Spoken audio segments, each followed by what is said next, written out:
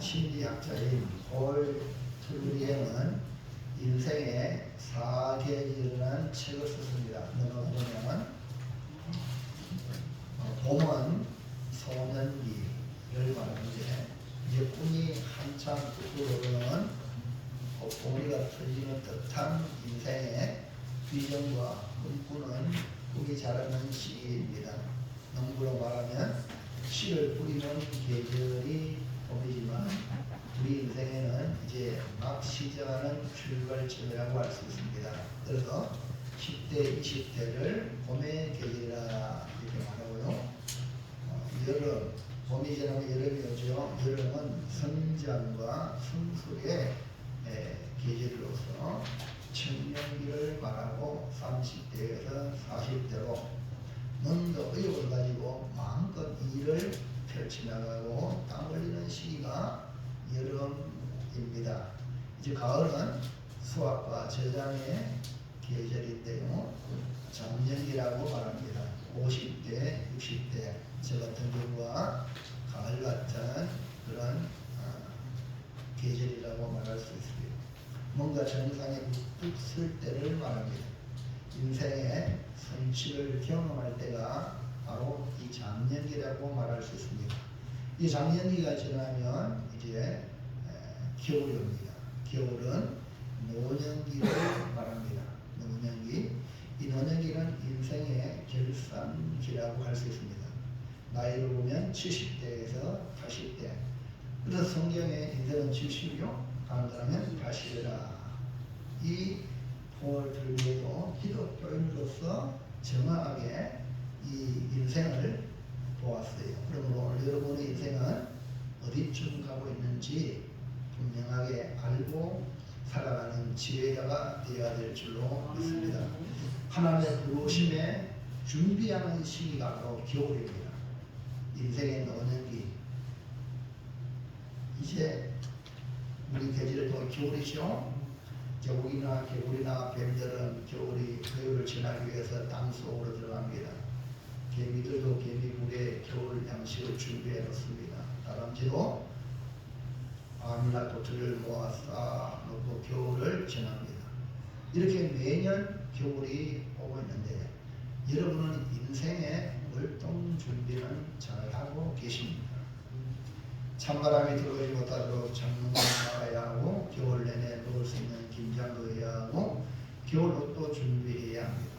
난방을 위해서 보일러도 점검하고 추위를 이길 수 있도록 만반의 준비를 합니다.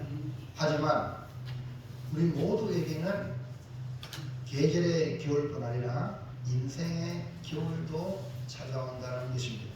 오늘 받은 말씀이 내 인생의 겨울이 오기 전에 라는 제목의 말씀으로 은혜를 받아서 내 인생의 월동 준비를 잘하는 지혜로운 성도가 되시기를 축원합니다. 자, 그럼 첫 번째 보겠습니다. 시작. 바울의 현재 상황은 어떠합니까? 오늘 본문은 사도 바울이 사랑하는 제자요 아들 같은 디모데에게 편지를 쓰고 마지막으로 개인적으로 사사로운 부탁을 하는 내용입니다. 바울은 감옥에 있으면서 계절적으로 이제 곧 겨울이 다가오고 있습니다.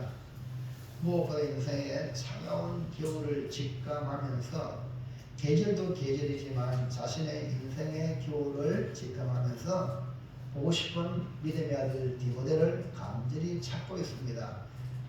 디모데후서 4장 6절 보겠습니다. 시작. 전제와 같이 내가 벌써 보시고 나의 떠날 순간이 가까웠도다. 이제 마지막 하나님께 제사에서 이제 올려가는 그런 시각, 자신의 죽음이 가깝다. 죽음을 직감했어요.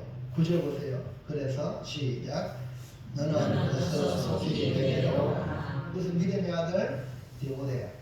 우리가 죽음을 가까이 하면 가족 품에 있고 싶어요. 가족과 함께 있고 싶어하는 것이 우리 인생입니다. 그리고 요즘에 우리 시대에도 연세드신 분들이 고독사하는 분들이 얼마나 많습니까? 이 대한민국, 살아가는 대한민국에 얼마나 불행한 가족들이 많으니까 가족이 돼도 찾아오지 않고 살기 바빠서 이런 인생이 우리 대한민국에 너무너무 많습니다. 지금 바울은 복음을 위해 감옥에 갇혀 있기 때문에 어쩔 수 없다 하지만 너무 안타까운 일이 언제든지 볼 수 있는 감옥에 있어도요 가서 볼 수가 있습니다. 면회할 수 있습니다. 여러분 이제 겨울에 사랑하는 가족들에게 연락하고 만나고 그렇게 하셔서 정을 나누시기 바랍니다. 21절 시작. 너는 겨울 전에 어서 오라. 그렇게 간절하게 바라는 것이 바로 믿음의 아들 디모데를 바라는 이 바울의 모습입니다. 바울은 현재 상황이 뭐냐? 감옥에 있습니다. 그리고 순교를 앞두고 있습니다. 바울은 자신에게 인생의 겨울이 임박했음을 예감하며 디모데를 간절히 찾습니다. 그는 감옥에서 꽤 오랜 시간을 보냈고 지금의 나이도 70 정도 되었거든요. 자신의 인종이 가까웠음을 느끼게 됩니다. 그래서 그는 죽기 전에 디모데를 만나고 싶어 했습니다. 바울은 감옥 생활하면서 매우 쓸쓸한 마지막을 보내고 있습니다. 바울 주변에 있는 사람들이 하나 둘씩 떠나가는 형편입니다. 4장 10절 11절 시작. 대만은 이 세상을 향하여 나를 버리고 데살로니가로 갔고 그레스게는 갈라디아로 갔고 디도는 달마디아로 갔고 누가만 나와 함께 있느니라.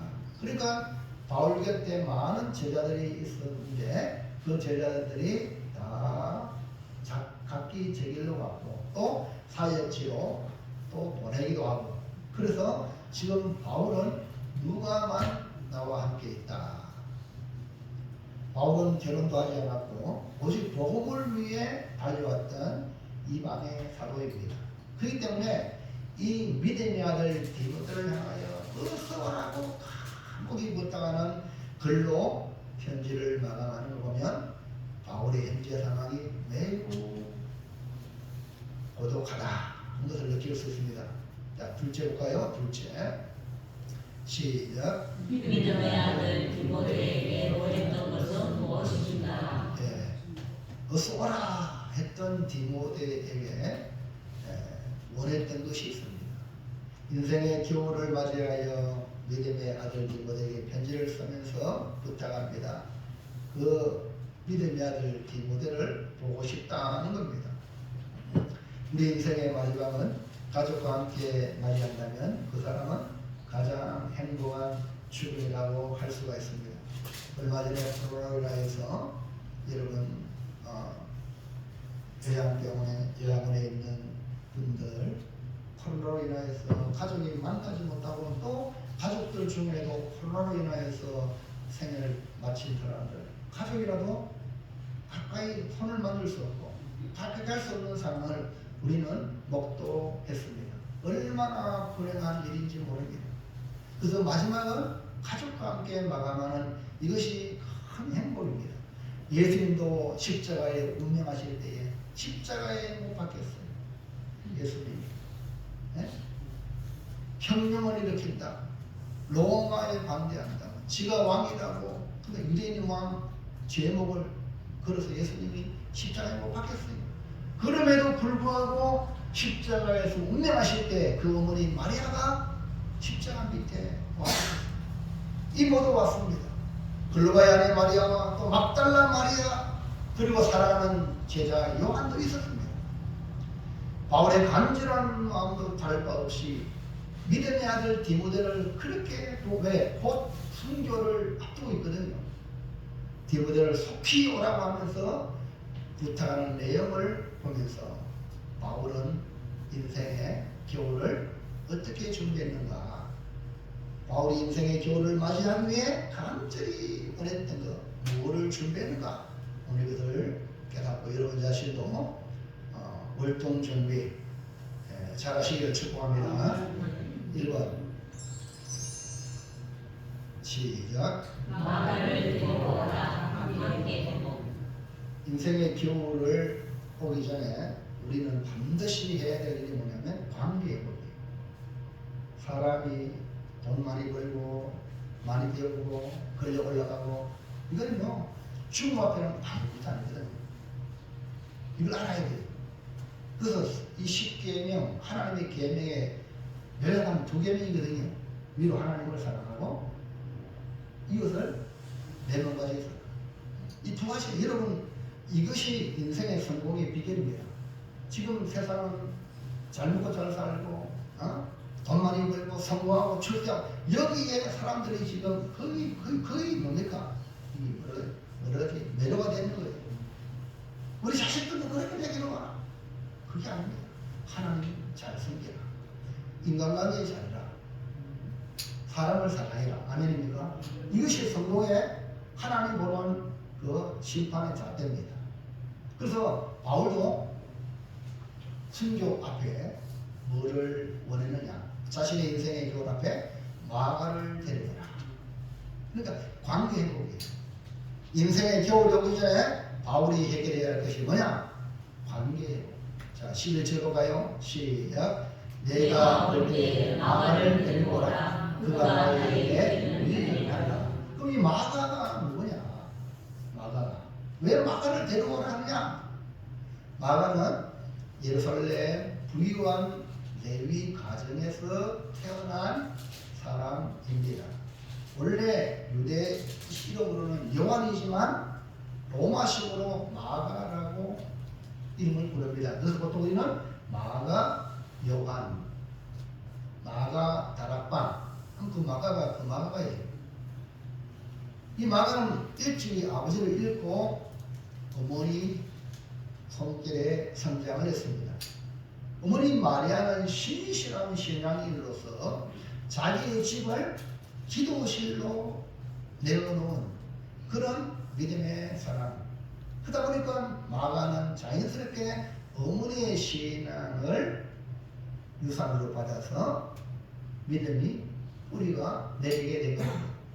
특히 외삼촌 바나바에게서는 많은 영향을 받고 이 바나바의 사랑의 손길을 통해서 성장을 하고 또 베드로를 통해서 믿음의 사도 베드로를 통해서 믿음이 강해지는 이런 인물이 마가였어요. 자, 베드로전서 5장 13절 볼까요? 시작. 백가심을 함께하던 바벨론에 있는 교회가 너희에게 문안하고 내 아들 마가도 그리 문안하리라. 베드로 전체는 베드로가 기록했다는 겁니다. 베드로가 기록하면서 뭐라고 표현합니까? 마가를 내 아들 마가. 진짜 그만 베드로 낳은 아들이냐? 그게 아니고 믿음의 아들이에요. 그러니까 이 베드로가 마가를 내 아들 마가라고 했다면 그만큼 믿을 만한 인물이 되었다 이 말입니다. 베드로가 이렇게 믿음의 아들로 만들었다는 의미가 되는 겁니다. 한때는 혈기 왕성한 청년 마가는 예수님이 잡힐 때에 혼이불을 둘러 예수님을 따라갔어요. 그런 열심이 있었습니다. 그러다가 예수님이 잡히심으로 따라가다가 자기에게 위기를 닥치니까 자기가 결통날까 싶어서 자기가 예수님 때문에 어른다고 싶어서 그 혼이불을 던져던지고 알몸으로 도망갔던 사람이 바로 이 마가입니다. 우리 신앙생활도 그렇잖아요. 좀 내가 괜찮으면 따라가다가 내가 손에 있다 던져버리고 이게 뭡니까? 믿음이 아직도 뿌리가 깊이 내리지 못하는 사람의 특징입니다. 자기 목숨을 지켜내가 급급한 이 마가의 모습. 이 마가가 오순절날 마가 다락방에서는 성들과 함께 기도하는 중에 성령을 받아 변화가 되었습니다. 여러분 성령을 받아 변화되었지만 그의 자연적인 환경도 무시 못합니다. 부잣집의 아들도 온실에서처럼 하초 같은 연약한 신앙을 가지기 때문에 험난한 이 신앙의 길, 험난한 이 폭풍을 견뎌내기가 어렵습니다.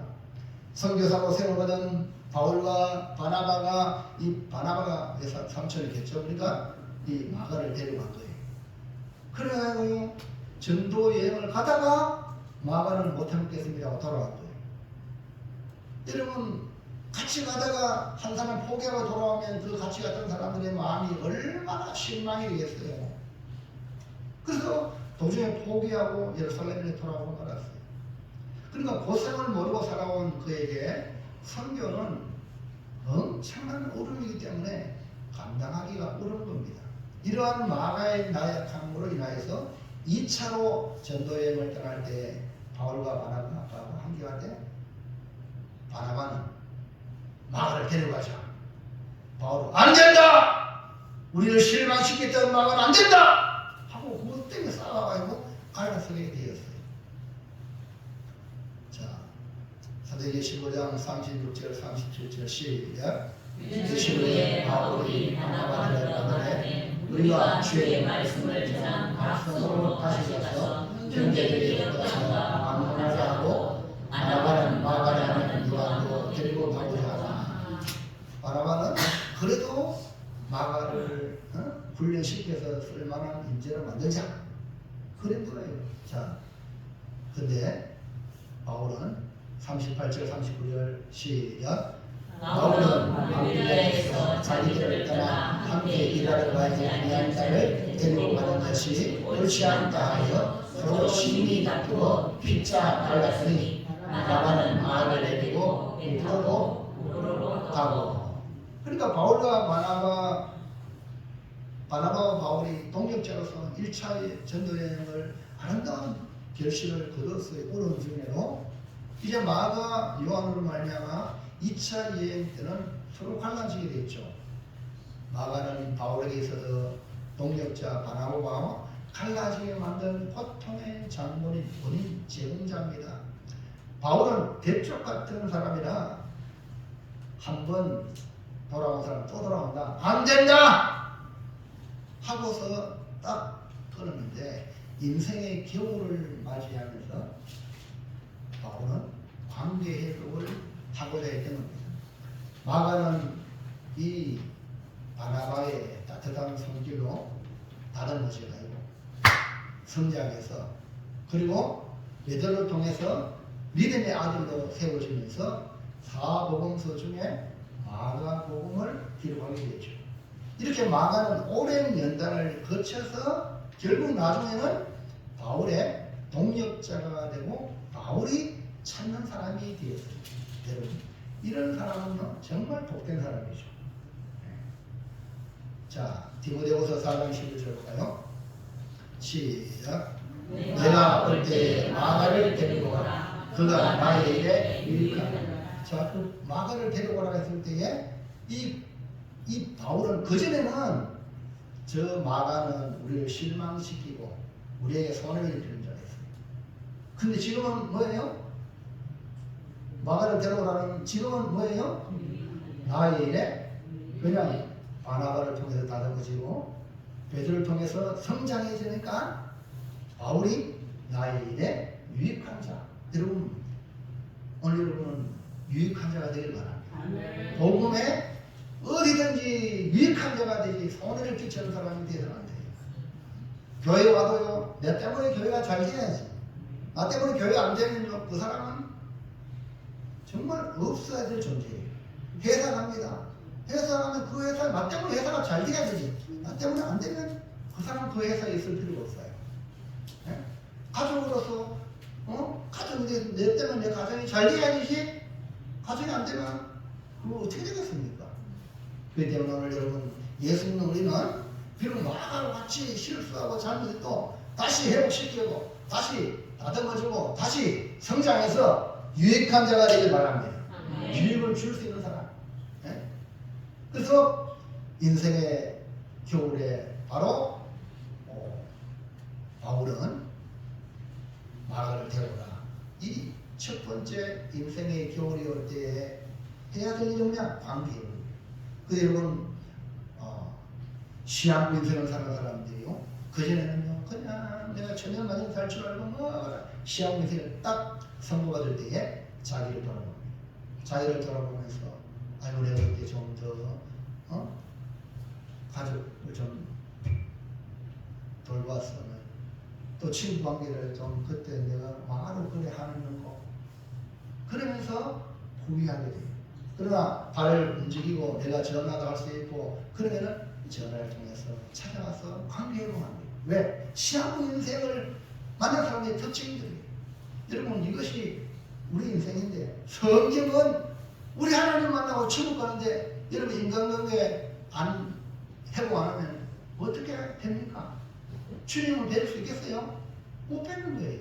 이 때문에 여러분이 해야 될 일, 이제 70대 80대 되신 분은 지금까지 만난 사람들 중에 혹시나 나한테 원한을 것 같다든지 정말 나한테 한을 맺힌 사람이 있다면 여러분 전화하고 찾아가시고 푸세요. 그렇지 않으면 주님 못 만난다니까. 인생의 교훈을 이 인간관계를 준비하셔야 돼요.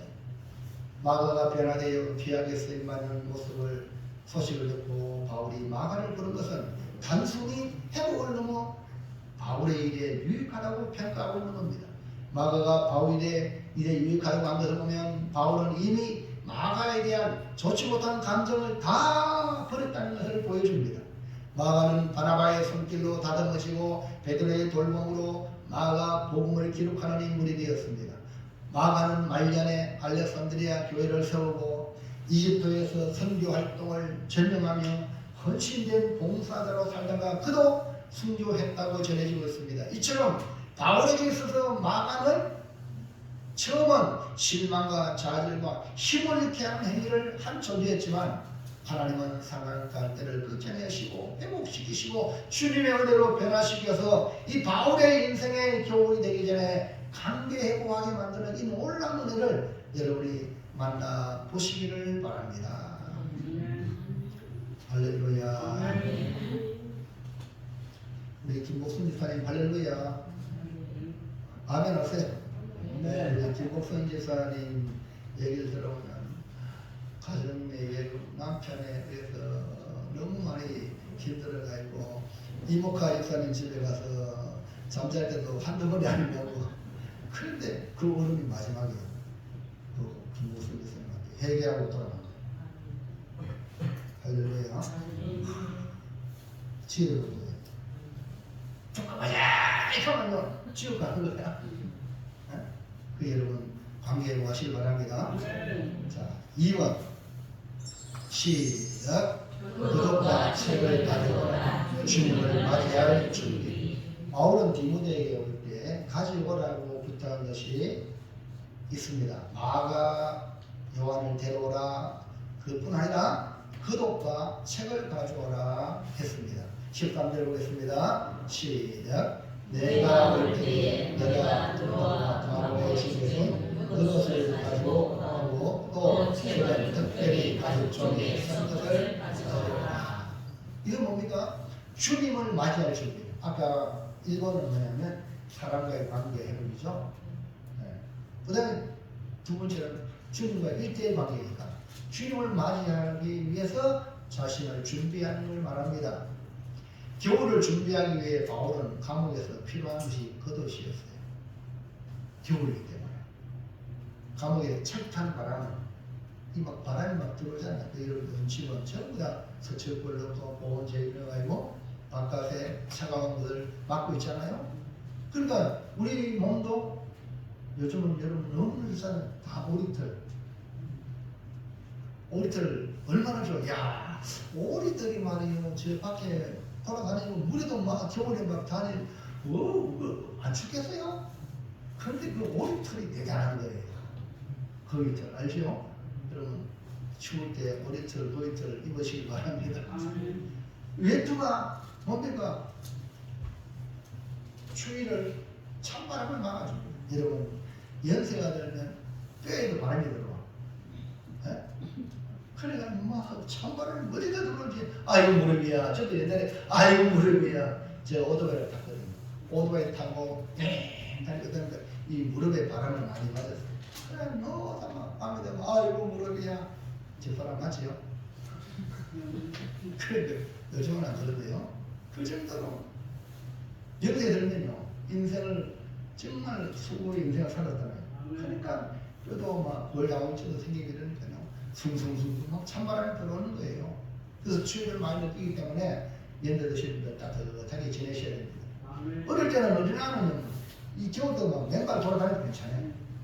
그러나 어르신들은 추위를 많이 느끼게 되는 겁니다. 바울은 지금 70대라 그랬어요. 감옥 안에 있습니다. 그러니까 얼마나 추위에 약하겠습니까? 여기에 말하는 그것은 영적으로 보면 단순히 외통만을 말하는 것이 아니라 영과 육이 통하거든요. 겨울이라는 이 심판의 찬바람을 막아줄 그것을 말하는 겁니다. 우리는 하나님께서 아담과 하와에게 최초에 해줄 일이 있어요. 뭡니까? 뭐예요? 가죽옷을 씌워주잖아요. 최초 하나님이 아담과 하와에게, 그러니까 자신이 부끄러워한 무화과 나무 있고 말씀에 불순종해야 하고 뭐래나 하나님 음성을 듣고 숨어버렸잖아요. 근데 하나님은 짐승을 잡아서 가죽옷을 입혀주셨어요. 이것이 훗날 우리의 죄를 대신하여 피 흘려주신 예수님의 의의 공로로 지은 의의 옷이 되는 겁니다. 그래서 세례요한 보라, 세상 죄를 지우는 하나님의 어린 양이, 그리고 예수님이 어린 양이 대신하여 그 의의 옷으로 우리가 당당하게 심판을 받고 하나님 앞에 설 줄로 믿습니다. 그러므로 우리의 심판은 우리의 어떤 의로, 우리의 공로로 절대 막을 수가 없습니다. 오직 의의 옷으로 입어야만 막을 수 있습니다. 예수를 믿는 자에게 우리 주님이 입혀주는 의의 세마포옷을 입으시기를 축복합니다. 또 하나는 내 영혼에 필요한 양식, 생명의 양식, 하나님의 말씀입니다. 바울이 가지고 오라는 이 책은 성경책을 말합니다. 특별히 가죽 쪽에 쓴 것이라고 지목을 하고 있습니다. 하나님 말씀만이 공허한 내 영혼에 양식을 주고 만족을 줄 수가 있는 것입니다. 예수님께서 말씀했습니다. 요한복음 5장 39절 시작. 너희가 성경에서 영생을 얻을 생각하고 성경을 연구하느니라. 이 성경이 곧 내게 대하여 증언하는 것입니다. 여기서 말하는 성경은 구약 성경을 말합니다. 그러니까 구약 성경은 영생을 주시는 우리 구주 예수님에 대해 말해주고 있다. 그 영생을 얻는데 그 성경이 누굴 말하느냐? 예수님에 대하여 말하고 있다. 바울이 원했던 가족중에 쓴 거 이 성경책에 하나님 말씀인 예수님을 더 가까이 하고 싶어하는 마음입니다. 내 인생의 겨울의 마지막에 준비할 것은 우리 주를 만나기 위하여 길이요 진리요 생명 되신 예수님을 따라 아버지께 가야 될 줄을 믿습니다. 그런데 지금도 감옥에 교도소에 성경책을 넣어줍니다. 성경책을 그 바삐 세상에 나쁜 일만 돌아가는 사람이 감옥에 와가지고 성경책을 보고 읽다가 회개하고 변하는 사람이 얼마나 많은지 몰라요. 예? 지력도 같은 경우도 여러분 잘 아시잖아요. 인육을 먹고 내가 못 죽여서 하이다 이렇게 악독한 사람이 사랑의 교회 이 누구라고요? 이 죄 뭐라고요? 이 죄 같은 거 있어요. 그 집사님이 TV를 보니까 그런 악독한 놈이 있어요. TV를 돌렸다는 거. 여러분들 다 봤지 않습니까? 그런데 성령께서 그 마음에 너 그때 감옥에 갔지 않느냐? 너 감옥에 왜 간지 아냐? 네가 감옥의 사정을 잘 알지 않느냐? 그래서 그에게 복음을 전하라는 감동을 받아가지고 이 사람이 집사님이 감옥에 있는 사람이 가장 필요한 게 영치업이거든요. 그래서 영치업을 주고 복음의 편지를 쓰고 그러면서 그 사람들이 변화가 일어나는 거예요. 성경을 주고. 그러니까 이렇게 약한 사람도 하나님 말씀과 사랑으로 녹아내리라는 말이에요. 그럼 우리 주변에 있는 사람들 전도해야 되고 사랑으로 다가가면 변화될 줄을 믿습니다. 언젠가 그 사람이 인생에 막다름을 만날 때에 여러분 지금 살만하니까 자기 마음대로 주장하지요. 죽을 상황을 만나보세요. 그제서야 인생이 처리됩니다. 어떻게 하면 내가 구원받을까? 예수 믿어야 됩니다. 그때 예수의 복음이 강력하게 역사한단 말입니다. 그래서 그 지도자들이 다 예수 믿고 마지막에 그 감옥에 있는 사람들 다 전도하고 마지막에 교수연 당할 때 하늘가는 밝은 길이 교도관님 내가 믿는 예수님을 믿으십시오. 이렇게 하고 죽었단 말입니다. 하나님 말씀 그리고 마지막에 성경을 가까이 하시기 바랍니다. 마지막 셋째 시작. 내 인생에 들어오기 전에 어떻게 해야 합니까? 이제 바울이 인생의 겨울이 오기 전에 믿음의 아들 디모데에게 부탁한 것을 기억하시기 바랍니다. 바울이 인생의 월동 준비를 잘한 것처럼 우리도 마지막 준비를 잘해야 합니다. 그러면 내 인생의 겨울이 오기 전에 월동 준비는 어떻게 해야 하는가? 1번 시작. 인간관계를 영원하라. 영원한 예. 우리가 이 땅에 70억이라는 수많은 사람들이 하지만 우리가 만나는 사람들은 한정되어 있습니다. 가족, 친구, 이웃 한정되어 있습니다. 이 인간관계를 여러분 때문에 그 사람들이 행복하도록 만드세요. 그러면요 여러분이 정말 잘 살았다고 말할 수 있습니다. 우리가 살다 보면 여러분 서로 상처를 주죠. 왜 안 줍니까? 오해도 일어나죠. 그러면 뭐가 필요합니까? 용서를 해주는 거예요. 그래야 그도 자유롭고 나도 자유로워요. 예? 용서하지 않으면 몇년 며칠 묵었던 그 아직까지 다음번 이 사람은요 그것에 매여 있는 인생이야. 한 발짝도 못 나가는 거예요. 불행한 거예요. 바울은 복음을 전하는 이방의 사도로서 사명을 다해 마지막 순교를 기다리고 있습니다. 철입찬 감옥에서 뒤돌아보면서 자기를 정리하는데 마음에 걸리는 것이 바로 마가 요한이었던 것입니다. 인간적으로 매몰 처리했던 제물날을 떠올리게 되었습니다. 그래서 바울은 디모데에게 그토록 데려오라고 하는 인물이 바로 마가입니다. 내 인생의 겨울이 오기 전에 해보해야 될 그 일은 천국에서 영원히 만날 사람과 아름다운 관계를 맺어야 되겠습니다. 네? 천국에서 만났는데 쭈삣쭈삣 하면 되겠습니까? 네?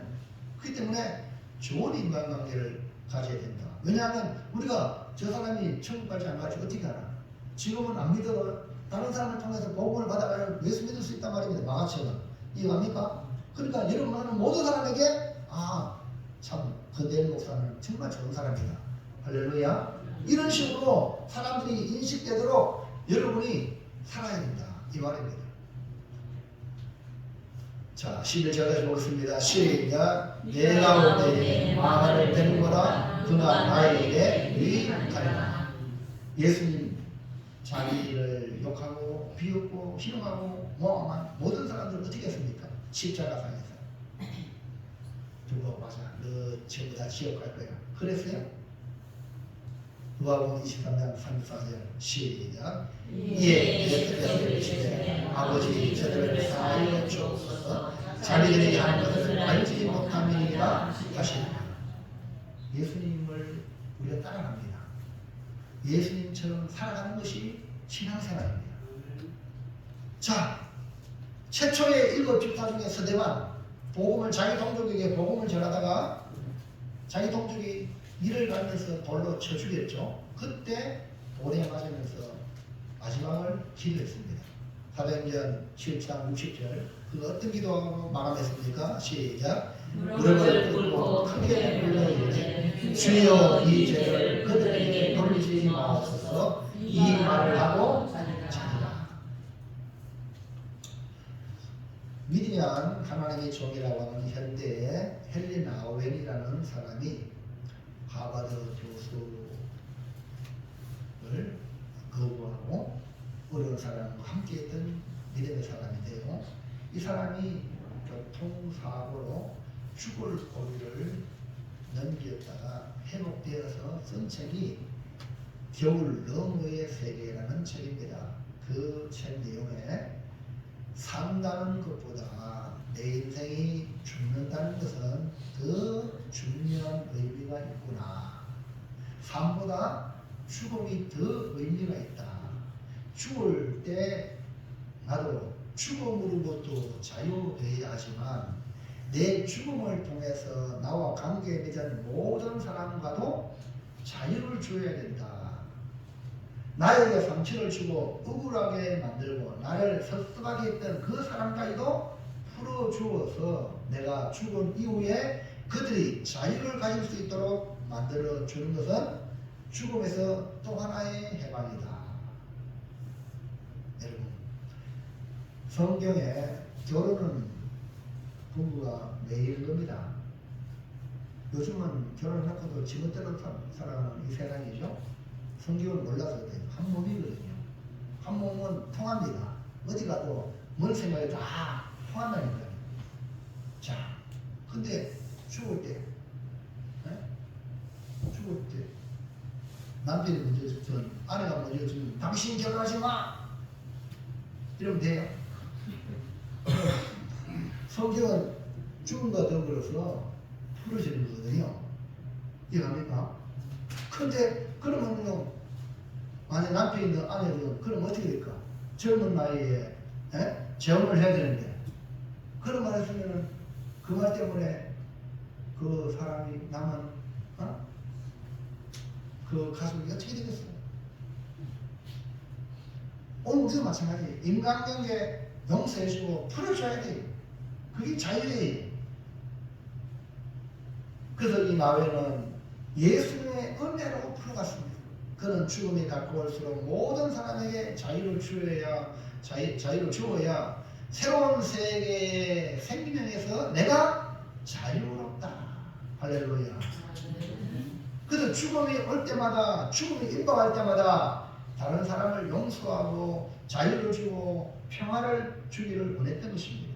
여러분, 사도 바울도 로마 법정에서 친히 이렇게 기록했습니다. 16절 시작. 내가 처음 변명할 때에 나와 함께한 자가 하나도 없고 다 나를 버렸으나 저희에게 눈물을 돌리지 않게 바랍니다. 지금 이 말씀을 보세요. 바울이 복음을 위해서 수많은 사람들이 예수 믿고 제자가 되고 그렇습니다. 근데 바울이 잡혀서 자기 변호를 합니다. 그때에 뭐랬어요? 하나도 없고 다 나를 버렸어요. 여러분, 아예 안 믿는 사람이면 괜찮아요. 근데 제자였던 사람들, 믿었던 사람들이 바울이 어른다 보니까 다 나를 버렸잖아요. 그러면요, 인간 바울의 입장에서 얼마나 괘씸하겠어. 저것들 두고 보자. 이런 마음 가지면 바울 되겠습니까? 바울이 안 되는 거죠. 그래서 뭐 했어요? 저희에게 허물을 돌리지 않기를 두고 보자! 이런 마음을 가지지 않고 용서와 자유와 평화를 선택하여 바울이 먼저 그렇게 함으로 자유함을 누리게 됩니다. 내가 용서해 줌으로, 내가 자유함을 누리고, 내가 평화를 누리고, 바울의 제자들과 따르던 사람들이 떠나갈 때의 그 상실감은 이루 말할 수 없지만, 그러나 그것을 가지고 주님을 만나면 어떻게 만나겠냐? 그래서 인간관계를 해로하는 것이 내 인생의 겨울을 맞이하기 위해서 꼭 해야 될 사건이다. 일이다. 기억하시기를 바랍니다. 그 다음에 2번 시작. 주님을 만나야 준비하라. 은혜에 감사. 아까는 인간관계에 대해서 용서와 자유를 말했어요. 이제는 주님 만나야 돼요. 주님 만나는 준비가 뭐냐면 지금까지 지내온 것 주의 그 정말입니까? 그러면은 그 주님 만날 때 내가 지금 감사로 채워야 돼. 네? 그래야 그분을 만날 때 주님 팔 벌릴 때 쭈뼛쭈뼛 안 하고 안길 수 있는 거예요. 바울은 확신하고 확신하지만 그도 인간인지라 약해져 있기 때문에 믿음의 아들 디모데에게 간절히 오라고 했습니다. 믿음의 아들 디모데를 만나고 싶어. 그러나 더 중요한 건 우리는 주님 앞에 누구나 서게 되는데 지난 날들을 기억하고 주님의 은혜로 살아왔음을 생각하고 감사로 마무리하시기를 축복합니다. 아멘. 바울은 주님을 만나기 위하여 예수님의 의옷을 생각하면서 겉옷을 가져오라고 했고 생명의 말씀인 가죽종이에서 성경책을 가지고 오라고 했습니다. 13절 보세요. 시작. 내가 올 때 내가 들어와 바로 집에 둔 겉옷을 가지고 오고 또 책은 특별히 가죽종이에 쓴 것을 가져오라. 여러분, 성경은 뭡니까? 하나님의 말씀은 곧 하나님이세요. 하나님을 만나는 거예요. 아멘입니까? 그러니까 하나님 만나려면 성경을 보시면 성경이 또 거울이라 나의 잘못을 보여줍니다. 그럼 회개하고 하나님께 마지막 우리가 아무것도 못할 때 할 때는 회개하는 거예요. 예? 중환자실에서 이러는데 뭐 합니까? 할 수 없잖아요. 그럼 하나님 내가 잘못했습니다. 회개하는 거예요. 아멘입니까? 그 은혜로 구원 받는 겁니다. 그러니까 성경을 보면 회개할 수밖에 없어. 내가 죄인인 걸 성경을 안 보니까 지가 의인들에게 남을 함부로 재단하고 판단하고 남을 정지하고 남 이야기 막 입에서 쫙쫙 나오죠. 그 성경을 보면요, 내가 더 죄인이거든. 바울이 말했잖아요, 죄인 중에서. 여러분들 성경 진짜 믿으면 내가 죄인 중에 죄인이냐. 교회 오면요 고개를 못 드는 거야. 하나님 앞에 내가 죄인 중에 죄인인데 무슨 말 합니까? 이게 뭡니까? 알고 신자예요. 그러니까 이 인생의 교훈에 이 바울이 가족성에 쓴 책 성경을 보려고 하나님 배우려고. 자, 어느 80대 노 교수가 계신데요. 이 교수는 문학 교수님인데 장로님이세요. 근데 어느 하루 제자가 교수님 집에 문화가로 찾아왔어요. 근데 그 교수님은 책이 워낙 많잖아요. 어마어마하게 책이 많습니다. 그래서 이 제자가 책도 구경하고 책도 얻을 것을 얻고 이런 식으로 가는데 아니 오늘 가보니까 그 교수님의 서재에 모든 책이 싹 비어있어요. 그래서 제자가 물었어요. 교수님 그 많은 책은 다 어떻게 하셨습니까? 그러니까 그 교수님이 그거 다 치웠어. 내 나이 80이 넘었는데 하늘 나라를 준비해야 하는데 그 책이 뭐가 필요하냐? 그 사람은 책상에 성경책 하나만 놓고 있다는 거예요. 여러분 하나님의 말씀으로 자기를 준비하는 거예요. 그래서 그 책상 앞에 성경의 책만이 가지런히 놓여야 돼요. 여러분 가진 성경이 그만큼 중요한 거예요. 근데 아직 젊으니까 성경책도 안 읽고 문지 사이즈로 방에 처박아놓고 있다가 주일 때는 들어가가지고 아니 가방에 넣은 그대로 오늘 같은 그대로 가지고 이런 잘못된 생활을 청산하시기 바랍니다. 성경을 열어야 준비를 할 수 있습니다. 이 교수님이 자신의 인생의 마지막 겨울 임종을 준비하면서 성경책만 열심히 읽고 있다. 자기를 돌아보고 주님 만날 준비합니다. 바울은 확신했습니다. 18절 볼까요? 시작. 주께서 나를 모든 악한 일에서 건져내시고 또 그의 천국에 들어가도록 구원하시니 그에게 영광이 세세 무토록 있을지어다. 아멘. 오직 성경은 우리에게 하나님의 사랑과 예수님의 그 은혜 그것을 보여주고 있잖아요. 구약도 예수님 말씀하잖아요.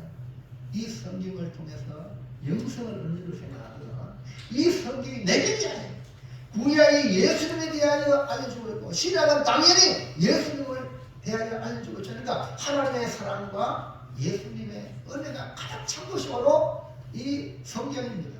그래서 우리는 주님의 은혜로 지금도 건진받고 여러분 오늘도 여러분 하나님 건져주는 줄 믿으시기 바랍니다.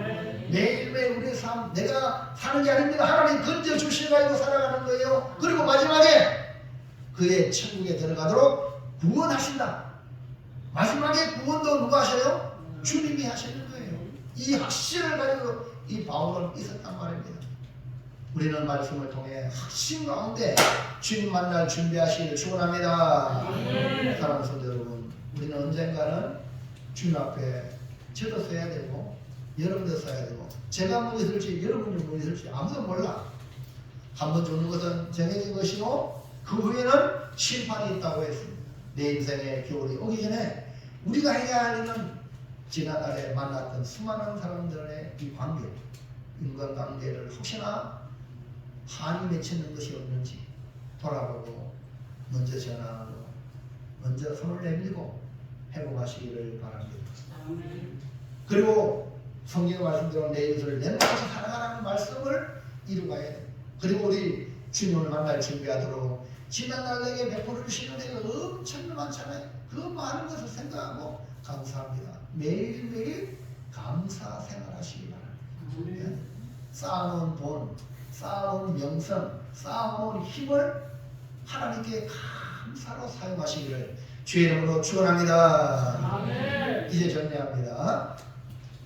크게 읽어봅니다. 시작. 내 인생의 겨울이 오기 전에 내 인생이 어디쯤 왔는지 생각하고 인간관계를 돌아보아 회복하고 은혜 베풀어 주신 하나님께 감사하면서 주님을 만날 준비하는 삶을 살겠습니다.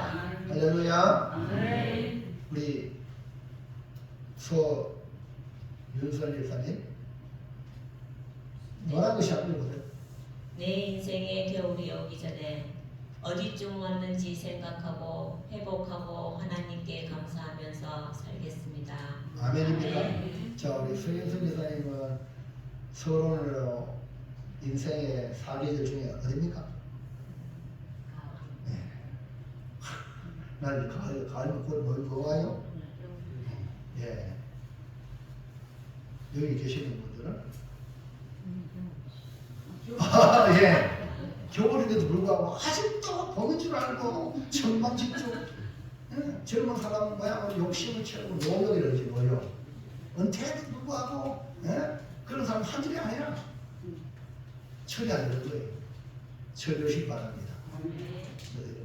어디쯤 왔는지 내가 어디쯤 왔는지 생각하고 인간관계 내가 지금까지 만날 때 많은 사람들 좋게 관계를 회복하고 그 다음에 하나님 감사하면서 남은 생에 사시기를 축원합니다. 기도합니다. 하나님 감사합니다. 오늘 주시는 말씀을 통하여 내 인생